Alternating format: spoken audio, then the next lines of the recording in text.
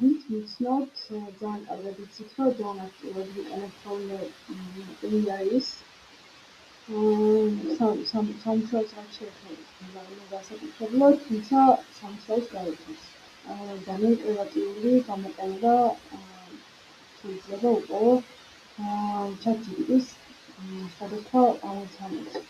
ბოლო დროს ძალიან დავამღვანე ეგრეთ წოდებული custom GPT-ების გაკეთებამ, რაც ნიშნავს იმას, რომ ასე ვთქვათ, GPT-ის ტვინი კონკრეტული ამოცანის შესასრულებლად, მაგალითად, სიტყვაზე ბლოგის კონტენტის დასაწერად ან ინტერესის, ასე ვთქვათ, ძირითადი ეზი გაქვს შექმნილი და მაგის გაკეთებით გინდა ინტერესის, ასე ვთქვათ, კონტენტის შექმნა და ასე შემდეგ და ასე შემდეგ.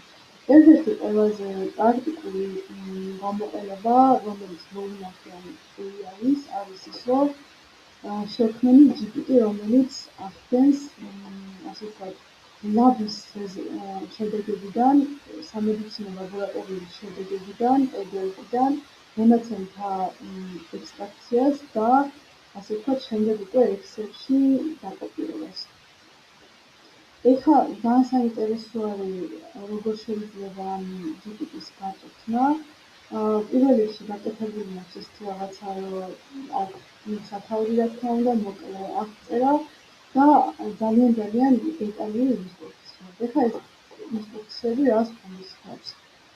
მაქსიმალური, ასე ვთქვათ, სიმბოლური საიდუმლოება არის 8000, ძალიან ახლო გავიბიჯებთ თავს, მაგრამ რაც შეიძლება მაქსიმალურად შეგვიძლია ვიფიქროთ ეს სივრცე და დავწეროთ რაც შეიძლება დეტალური აღწერა იმისა, რის მიღებად უნდა. პირველ რიგში განსაზღვრული ნათესები ამ custom GPT-ის როლი, რომ ეს არის ლაბორატორიული ასისტენტი, რომელიც მოხმარება ამ ლაბის რეზულტატების შედეგების, ასე ვთქვათ, დაკოპირებას ცდილად გადაქცევაში. ეს ლაბის რეზულტატების შედეგები შეიძლება იყოს ქართულად, ინგლისურად ან თურქულად. მაგალითად, თურქეთშიც გამოკეთებული ანალიზებით და მინდა, რომ ჩემს წიგნში მქონდეს ეს ანალიზებიც.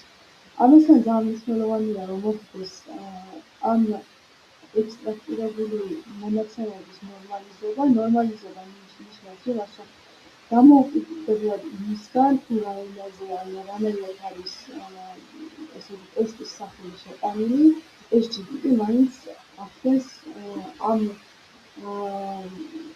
სახელების გაერთგვაროვნებას, ასე ვთქვათ, მაგალითად, ყველგან ALT, AST და ასე შემდეგ. ანუ ქართულად ამიწერს, ან თურქულად ამიწერს, საერთაშორისო აღნიშნა რაც არის, მაგას მიწერს. ეს ყველაფერი არის, დეტალურად აღწერილი ამ GPT-ის, ასე ვთქვათ, განსაკუთრებულ ფაილში რა. ეხლა რატო არის მნიშვნელოვანი, რომ მოხდეს ამის ნორმალიზება? იმიტომ რომ შემიძლია შემდეგ უკვე ამ შექმნილი ცხრილიდან გავაკეთო მონაცემთა გაფილტრა, შექმნა ფილტრი. აქედან ავირჩიო, რომ მაგალითად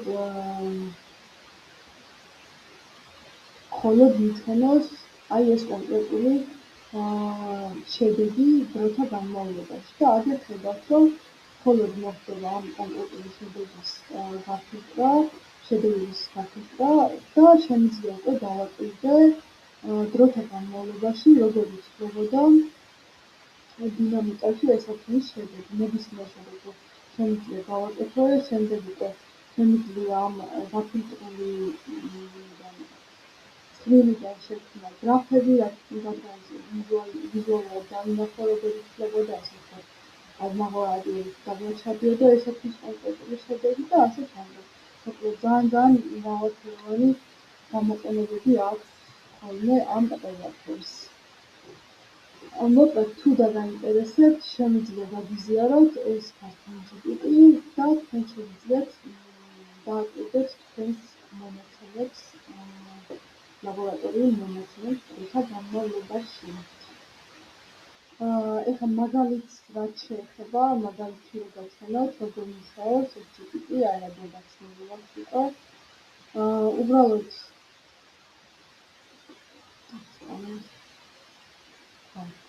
უბრალოდ შეგიძლიათ აი ეს ამ ტრილიონი PDF-დან, რომელსაც იგზავნიან ლაბორატორიები, შეგიძლიათ უბრალოდ ესე ჩააგდოთ.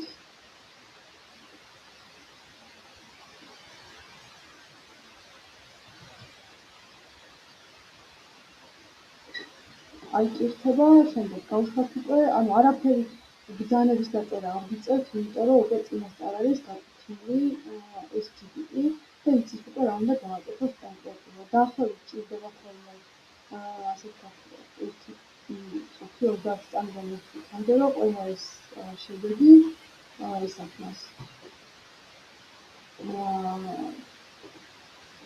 ამოიღოს. რომელიც შემდეგ უკვე ადრე აქედან დაკოპირება შეგიძლიათ, აქ უწოდება copy table და დაამარტივად შეგიძლიათ, რომ გადმოიტანოთ და ჩასვათ test